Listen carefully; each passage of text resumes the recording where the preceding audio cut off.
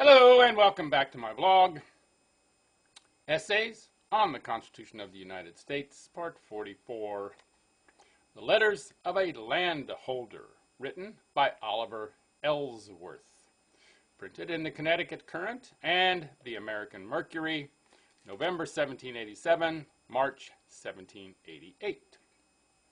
Note: the letters of a landholder were so obviously written by a member of the Federal Convention that their authorship could not long remain a secret.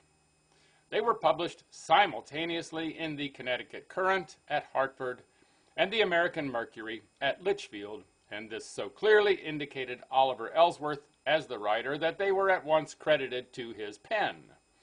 The letters had a very wide circulation, numbers being reprinted as far north as New Hampshire and as far south as Maryland. They called out several replies, three of which, by Gary, Williams, and Martin, are printed in this collection. A Landholder 1. The Connecticut Current, number 1189, Monday, November 5th, 1787. To the holders and tillers of land. The writer of the following passed the first part of his life in mercantile employments, and by industry and economy acquired a sufficient sum on retiring from trade to purchase and stock a decent plantation on which he now lives, in the state of a farmer. By his present employment he is interested in the prosperity of agriculture and those who derive a support from cultivating the earth. An acquaintance with business has freed him from many prejudices and jealousies which he sees in his neighbors, who have not intermingled with mankind nor learned by experience the method of managing an extensive circulating property. Conscious of an honest intention, he wishes to address his brethren on some political subjects which now engage the public attention, and will, in the sequel, greatly influence the value of landed property.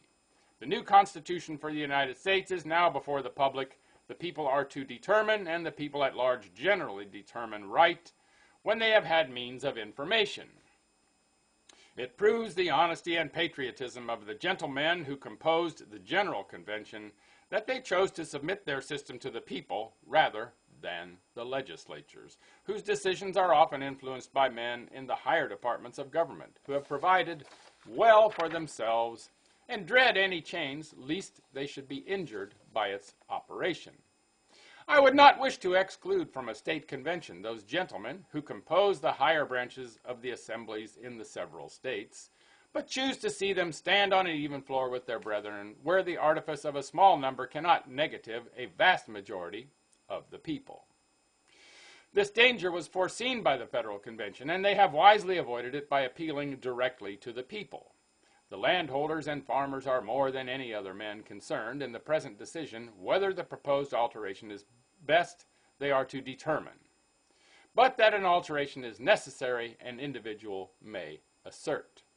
It may be assumed as a fixed truth that the prosperity and riches of the farmer must depend on the prosperity and good national regulation of trade. Artful men may insinuate the contrary, tell you let trade take care of itself, and excite your jealousy against the merchant because his business leads him to wear a gayer coat than your economy directs.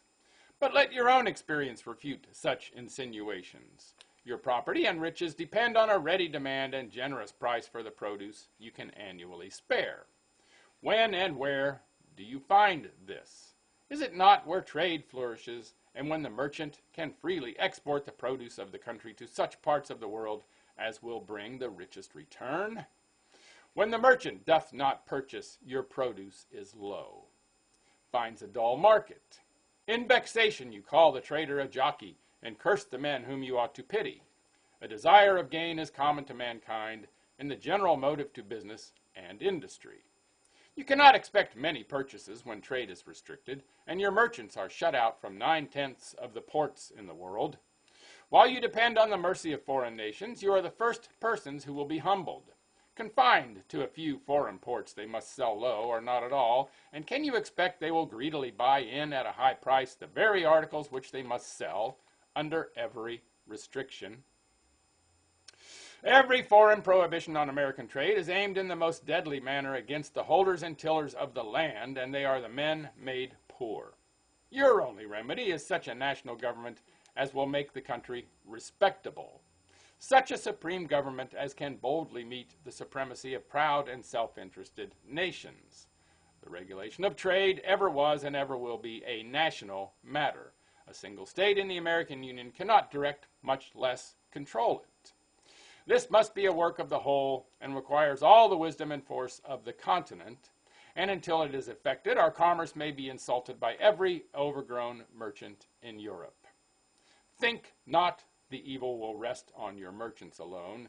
It may distress them, but it will destroy those who cultivate the earth.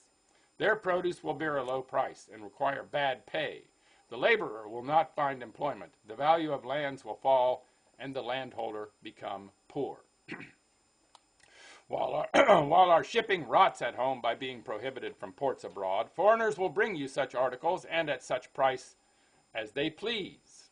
Even the necessary article of salt has the present year been chiefly imported in foreign bottoms, and you already feel the consequence. Your flaxseed in barter has not returned you more than 2/3 of the usual quantity. From this beginning, learn what is to come. Blame not our merchants. The fault is not in them, but in the public. A federal government of energy is the only means which will deliver us, and now or never is your opportunity to establish it on such a basis as will preserve your liberty and riches. Think not that time without your own exertions will remedy the disorder. Other nations will be pleased with your poverty. They know the advantage of commanding trade and carrying in their own bottoms. By these means they can govern prices and breed up a hardy race of seamen to man their ships of war when they wish again to conquer you by arms. It is strange the holders and tillers of the land have had patience so long. They are men of resolution as well as patience, and will, I presume, be no longer deluded by British emissaries, and those men who think their own offices will be hazarded by any change in the Constitution. Having opportunity, they will coolly demand a government which can protect what they have bravely defended in war. A landholder. Make it a great day, and bye for now.